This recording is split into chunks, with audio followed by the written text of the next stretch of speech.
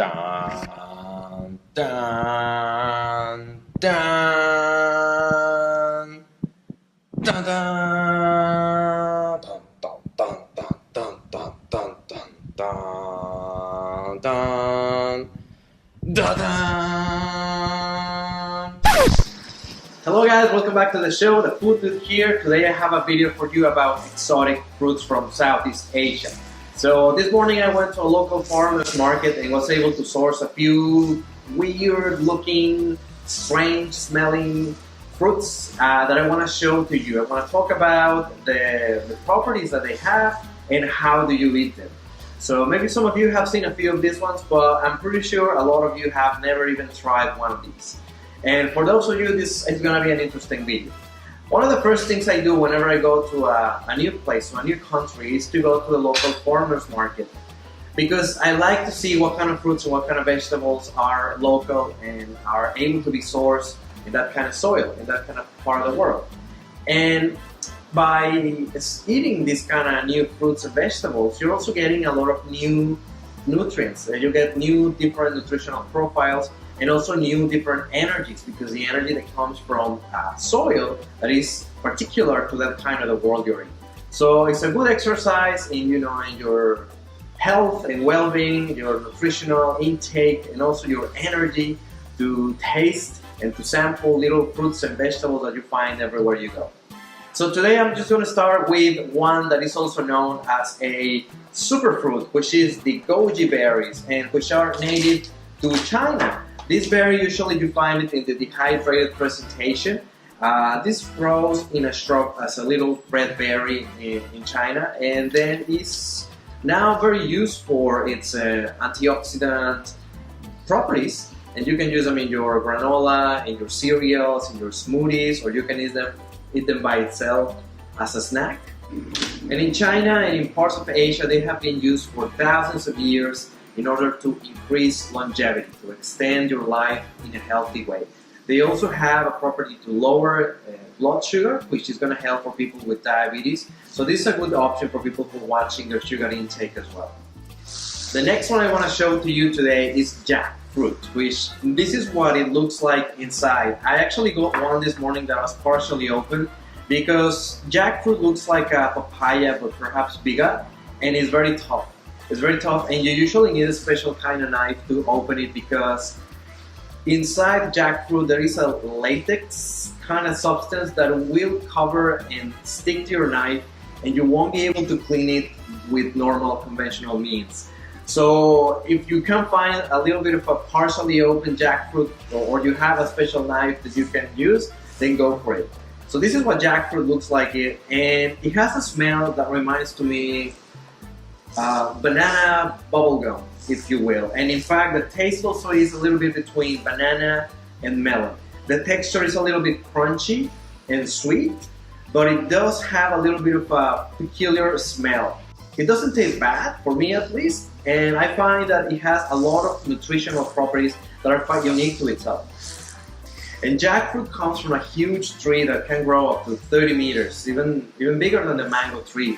And it has been grown in Southeast Asia, in India, in China, because not only for the wood and the timber you get out of the tree, but also for the properties of the fruit. As many of the other fruits I'm going to be showing today, they all have vitamin A, vitamin B, vitamin C, and also a bunch of minerals that are native to the soils, which are manganese, magnesium, potassium, calcium, etc.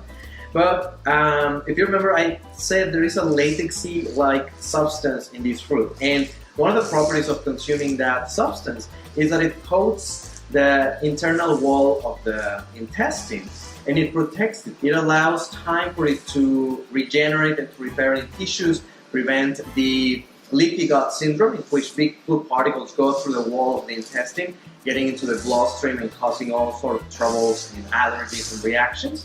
And also it has protective mechanisms that's going to protect you from colon cancers, for example. The next one is my favorite looking one, and it's called dragon fruit, or pitaya in other places. And it really looks like the egg of a dragon. It has a beautiful, striking pink, bright pink color on the outside. And on the inside, you can find two varieties. It can be white, or the flesh can also be about the same color as the outside. So I'm not exactly sure what I'm going to find in this one. I'm guessing it's going to be white, but we'll see. The way in which you will eat it is just cut it right through the middle. There are no big seeds or pits inside. The seeds are tiny. Oh, there you go. Beautiful. Look at that. So bright violet-like color. So if you're going to be working with your chakras, this is an amazing fruit to incorporate for your higher chakras, so violet, indigo, your Anya chakra.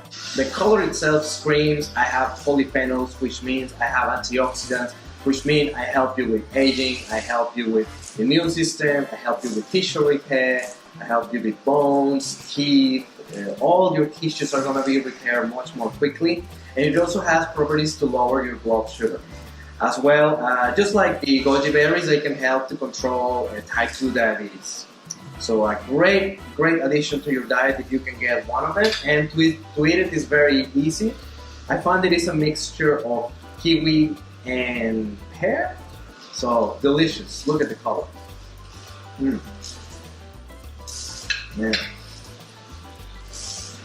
There's also a yellow variety in which the outside is yellow and usually the inside is white. So if you're working on the chakras again, maybe the white one you can use it for the crown, and this one you can use it for your third eye, your Anya chakra. The next one on the list is the persimmon. There are two varieties of persimmon, the astringent one and the sweet one. This one is the sweet one, and you would know because it's flattened, more like a donut shape, whereas the astringent one is long, like an acorn. And so the way in which you would eat this one is, what I do is just flip it, slice it in half,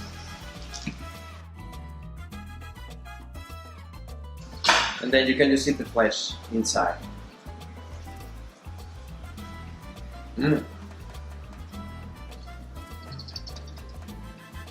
Awesome stuff. It's sweet, it's soft, it's a nice fleshy, creamy, almost silky consistency. And when I was in Japan, I saw the tree of persimmon, which they call kaki, over there. And over there is used for, again, longevity, overall well-being, and also for eyesight. There is a similar compound in persimmons, and perhaps it's the same color to carrot because of this compound, which is a beta-carotene, catechin, and cholecatechins. Now, the interesting thing about this particular nutrient is that selectively absorbed by the macula in your retina, in your eye. So basically it promotes blood irrigation and detoxification of the fluid that goes in and out of the eyeball. So it promotes eyesight, and in fact for people with age-related macular degeneration, this will be an amazing addition to their diet. Moving on to the next fruit in the list, this is a custard apple. And if the dragon fruit looked like a dragon egg, this looked like some weird alien egg that, I wouldn't even know that it's a fruit if I see it lying around. But it is actually quite easy to eat. You just need to cut it in half. And then you can just scoop the inside with a spoon. I'm thinking this one might be not really at the best stage of ripening. No, it's alright. It's alright. It's quite soft. The ones I eaten before are usually softer, but that was in Australia. So this might be a little bit different because it's different soil, different climate.